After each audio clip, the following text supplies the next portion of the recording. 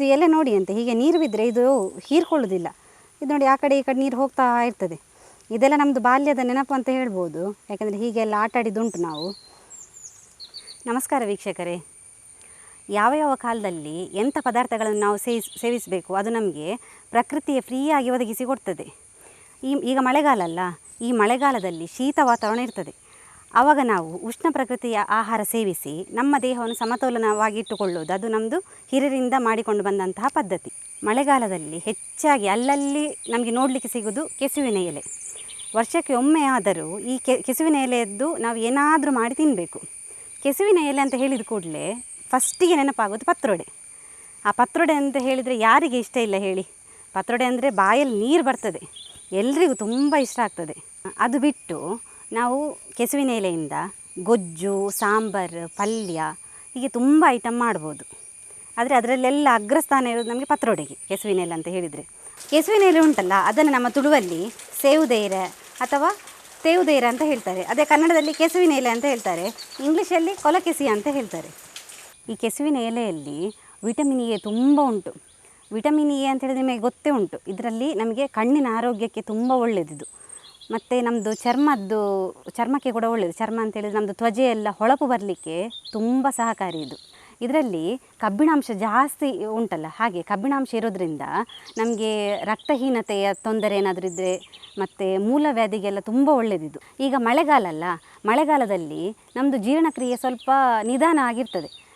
ಇದರಲ್ಲಿ ತುಂಬ ನಾರಿನಾಂಶ ಇರೋದರಿಂದ ನಾವು ಇದು ತಿನ್ನೋದ್ರಿಂದ ನಮಗೆ ಜೀರ್ಣಕ್ರಿಯೆ ಸರಾಗವಾಗಿ ಆಗಲಿಕ್ಕೆ ಕೂಡ ತುಂಬ ಉಪಯೋಗ ಆಗಿದೆ ಇದು. ಬ್ಲಡ್ ಶುಗರ್ ಇದ್ದವರಿಗೆ ಕೂಡ ತುಂಬ ಒಳ್ಳೆಯದು, ಕಂಟ್ರೋಲಿಗೆ ಬರ್ತದೆ.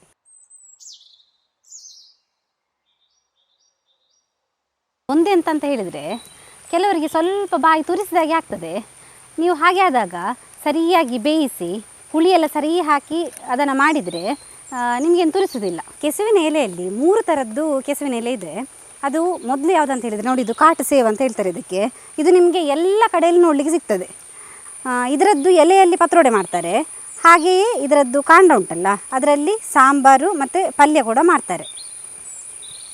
ಇದು ಮತ್ತು ನಮಗೆ ಮಳೆಗಾಲದಲ್ಲಿ ಮಾತ್ರ ಸಿಗ್ತದೆ ನೋಡಲಿಕ್ಕೆ. ಇದು ನೋಡಿ ಕಪ್ಪು ಸೇವು ಅಥವಾ ಘಟ್ಟದ ಸೇವು ಅಂತ ಹೇಳ್ತಾರೆ ಇದಕ್ಕೆ. ಇದು ನಮ್ಮ ಮನೇಲಿ ನಟ್ಟಿದ್ದೆವು ನಾವು. ಇದನ್ನು ನಾನು ತೋರಿಸ್ಲಿಕ್ಕೆ ಅಂತ ಹೇಳಿ ನಾನು ತೊಗೊಂಡು ಬಂದಿರೋದು. ಇದರದ್ದು ಎಂಥ ಸ್ಪೆಷಾಲಿಟಿ ಅಂತ ಹೇಳಿದರೆ, ಇದು ನಿಮಗೆ ವರ್ಷ ಇಡೀ ಸಿಗ್ತದೆ. ಈಗ ಒಂದು ಸಲ ನಟ್ಟರೆ ಸಾಕು ಮನೆಯಲ್ಲಿ, ವರ್ಷ ಇಡೀ ನಿಮಗೆ ತಿನ್ನಲಿಕ್ಕೆ ಸಿಗ್ತದೆ. ಮತ್ತು ಇದು ಸ್ವಲ್ಪನೂ ತುರಿಸೋದಿಲ್ಲ.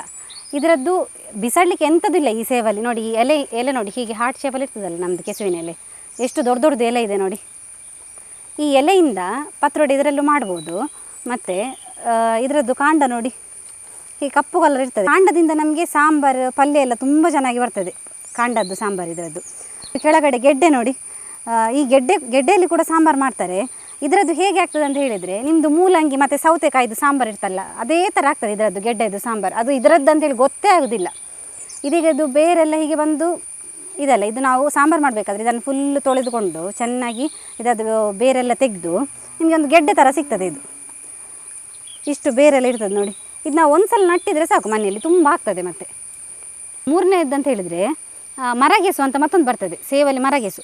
ಈ ಮರಗೆಸು ದೊಡ್ಡ ದೊಡ್ಡ ಆಲದ ಮರದಲ್ಲೆಲ್ಲ ಇರ್ತದೆ. ನಮ್ಮದು ಕಾಡಲ್ಲಿ ಹೋದರೆ ದೊಡ್ಡ ದೊಡ್ಡ ಆಲದ ಮರದಲ್ಲಿ ಒಂದು ಮರದಲ್ಲಿ ಮಾತ್ರ 4ರಿಂದ 5 ಎಲೆ ಮಾತ್ರ ಇರ್ತದೆ ಅದರಲ್ಲಿ. ಮತ್ತು ಅದು ಜೂನಿಂದ ಆಗಸ್ಟ್ ತನಕ ಮಾತ್ರ ಆಗೋದು, ಮಳೆಗಾಲದ ಸೀಸನಲ್ಲಿ ಅದು ಕೂಡ ಆಗೋದು. ಅದು ಕೂಡ ತುಂಬ ಒಳ್ಳೆಯದು ನಮ್ಮ ಆರೋಗ್ಯಕ್ಕೆ. ಮರಗೆಸು ನೋಡಲಿಕ್ಕೆ ಕೂಡ ಸ್ವಲ್ಪ ಡಿಫ್ರೆಂಟ್ ಆಗಿರ್ತದೆ. ಅದರದ್ದು ನೋಡಿ, ಈಗ ನಾವು ಎದುರುಗಡೆ ಇದರಲ್ಲಿ ಗ್ರೀನ್ ಕಲರ್ ನೋಡಿದ್ವಲ್ಲ, ಆ ಮರಗೆಸುವಲ್ಲಿ ಹಿಂದೆಗಡೆ ಕೂಡ ಉಂಟಲ್ಲ ಹೀಗೆ ಹಿಂದೆ ಒಂಥರ ಗುಲಾಬಿ ಕಲರ್ ಇರ್ತದೆ, 2 ಕಲರ್ ಇರ್ತದೆ ಅದರಲ್ಲಿ ಮರಗೆಸುವಲ್ಲಿ. ಮತ್ತು ಅದರದ್ದು ಎಲೆ ಮಾತ್ರ ನಾವು ಎಲೆಯಲ್ಲಿ ಪತ್ರೊಡೆ ಮಾಡುವಂಥದ್ದು.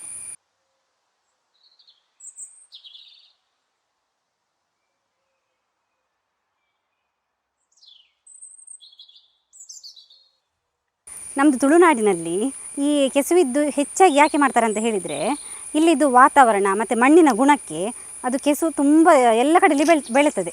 ಹಾಗೆ ಅದರದ್ದು ಬಗೆ ಬಗೆಯ ತಿಂಡಿಗಳನ್ನು ಮಾಡಲಿಕ್ಕೆ ನಮ್ಮ ಹಿಂದಿನವರೆಲ್ಲ ಸ್ಟಾರ್ಟ್ ಮಾಡಿದರು. ಅಂದರೆ ಅದರದ್ದು ಪತ್ರೊಡೆ ಪದಾರ್ಥ ಹಾಗೆ ಬೇರೆ ಬೇರೆ ಥರದ್ದು ಮಾಡ್ತಾರೆ. ಮತ್ತು ಈ ಮಳೆಗಾಲದಲ್ಲಿ ಇದು ಹೆಚ್ಚಾಗಿ ಬೆಳೆಯೋದ್ರಿಂದ ನಮ್ಮದು ಮೈ ಬೆಚ್ಚಗಿಡಲಿಕ್ಕೆ ಇದು ತುಂಬ ಉಪಯೋಗ ಅಲ್ಲ. ಹೀಗೆ ಈ ಕೆಸುವಿನ ಎಲೆಯದ್ದು ಔಷಧಿಯ ಗುಣ ಕೂಡ ಅವರು ತಿಳ್ಕೊಂಡ್ರು. ನೋಡಿದ್ರಲ್ಲ ಸ್ನೇಹಿತರೆ, ಇವತ್ತು ನಾನು ನಿಮಗೆ ಕೆಸುವಿನ ಎಲೆಯದ್ದು ವಿಶೇಷತೆಗಳನ್ನು ತಿಳಿಸಿಕೊಡುವ ಸಣ್ಣ ಪ್ರಯತ್ನ ಮಾಡಿದೆ. ನಮಗೆ ಹೀಗೆ ನಮ್ಮ ಚಾನಲ್ನ ಸಬ್ಸ್ಕ್ರೈಬ್ ಆಗಿ ಹಾಗೆ ಸಪೋರ್ಟ್ ಮಾಡ್ತಾ ಇರಿ. ಇನ್ನು ನಾನು ಹೊಸ ಹೊಸ ವಿಡಿಯೋದೊಂದಿಗೆ ಸಿಗ್ತಾ ಇರ್ತೇನೆ. ನಮ್ಮ ಚಾನಲ್ನ ಹೀಗೆ ಫಾಲೋ ಮಾಡ್ತಾಯಿರಿ. Thank you.